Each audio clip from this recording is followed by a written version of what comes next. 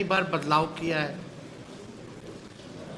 कभी योग्यता तिथि बदली, कभी दस्तावेज की प्रकृति बदली, कभी प्रक्रिया का जो समय सीमा उसमें जो है इलेक्शन कमीशन ने बदलाव किया है। और आप सब लोग जान रहे हैं कि ये किस प्रकार का पुनरीक्षण है, जहां हर हफ्ते आदेश बदले जा रहे हैं, पुराने आदेशों को बदला जा रहा है। तो ये साफ दिखाता है कि आयोग स्वयं सुनिश्चित नहीं है कि वो क्या करना चाहता है। आयोग को पता ही नहीं, चुनाव आयोग को, कि वो क्या करने जा रहे हैं।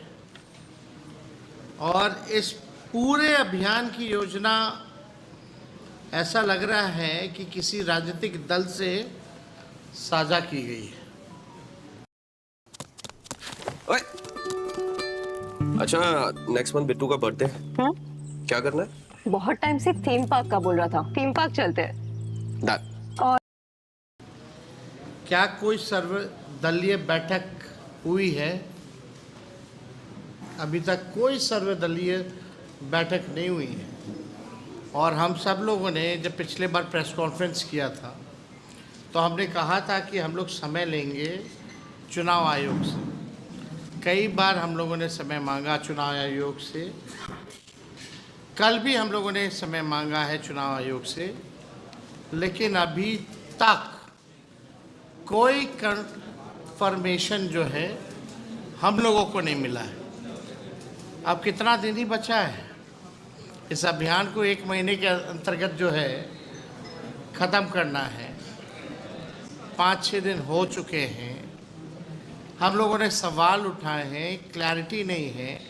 और इन्हीं अभियान के दौरान कई बार दिशा निर्देश, गाइडलाइंस, डॉक्यूमेंट्स, टाइम फ्रेम जो है उसमें बदलाव किया गया है।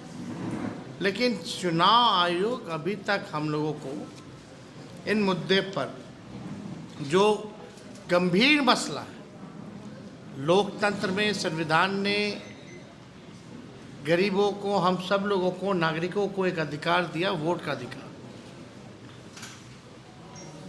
इतना गंभीर मसला है, फिर भी चुनाव आयोग गंभीरता से इन बातों को नहीं ले रहा। तो कई सवाल उठते हैं। जो 11 डॉक्यूमेंट्स जो चुनाव आयोग मांगे हैं उस पर भी हम एक एक करके आप लोगों के समक्ष रखेंगे। वो 11 डॉक्यूमेंट्स क्या क्या हैं और कितने % हमारे बिहार के लोगों के पास है वो डॉक्यूमेंट। इसके बाद हमारी कुछ मांगे भी हैं जो चुनाव आयोग से, वो भी आप लोगों के समक्ष जो है हम लोग रखेंगे।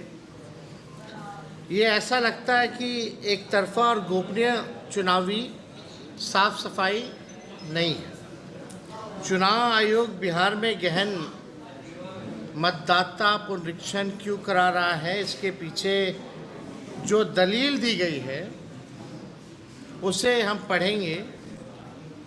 और जो आयोग का जो दलील है उसकी मंशा से ही सवाल जो है खड़े उठते हैं।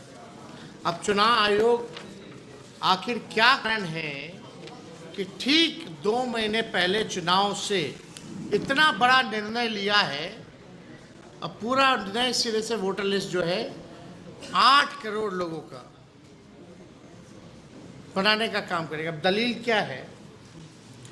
आयोग कहता है पिछली बार गहन मतदाता पुनरीक्षण वर्ष 2003 में हुआ था।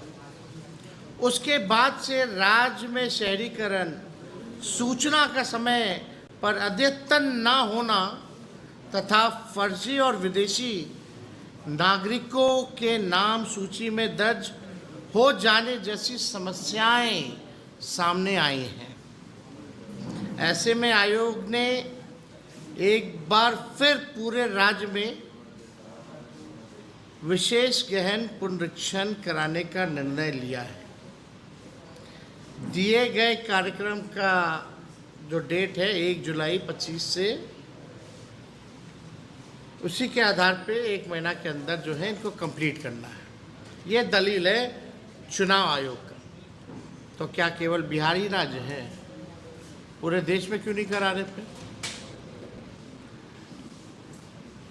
ये सवाल तो उठता, वो भी ठीक 2 महीने पहले।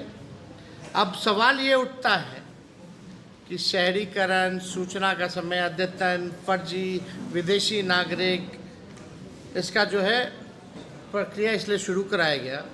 तो ये प्रक्रिया 1-2 साल पहले क्यों नहीं शुरू कराई गई? जब लोकसभा का चुनाव ही खत्म हुआ था तो उसके बाद से ये प्रक्रिया शुरू कर लिया। अगर आपको लग रहा था कि 2003 के बाद 2025 में फर्जी वोटर्स अगर आ गए हैं तो इस प्रक्रिया को 1-2 साल पहले ही शुरू कर लेना चाहिए था, तो किसी प्रकार का अफरा तफरी नहीं होती। अभी सब लोग हड़बड़ाए हुए हैं, सब लोग कन्फ्यूजन में हैं, और चुनाव नवंबर में संपन्न होना है और 25 दिन के भीतर इतना गहन पुनरीक्षण कैसे संभव है, ये सवाल उठता है। दूसरा, आयोग कह रहा है कि बीएलओ 3 बार, महत्वपूर्ण है, बीएलओ 3 बार मतदाता के निवास स्थल पर जाएंगे। अगर बताए गए पते पर मतदाता नहीं मिलेंगे तो उसका नाम वोटर लिस्ट से हटा दिया जाएगा।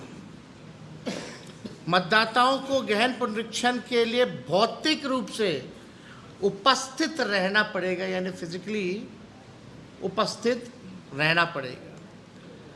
आयोग के इस नियम का शिकार वो कौन कौन लोग होंगे? जो लंबी या छोटी अवधि के लिए घर से दूर रोजी रोटी कमाने जाते हैं, मजदूरी करने जाते हैं, अलग अलग शहरों में नौकरियां करते हैं, कहीं गार्ड की नौकरियां कर रहे हैं, कहीं किसी के घर पे काम कर रहे हैं, कहीं पंजाब में किसी का खेत देखने का काम कर रहे हैं। तो ये लोग जो है शिकार बनने जा रहे हैं। ऐसे लोग चुनाव के समय आते हैं और अपना वोट भी डाल के जाते हैं। जो भी पलायन करता है, लेकिन वोट के समय वो लोग वापस आते हैं और वोट डाल करके जाते हैं। अब जो लोग छुट्टी पलायन में जो लोग किया हुआ है, लगभग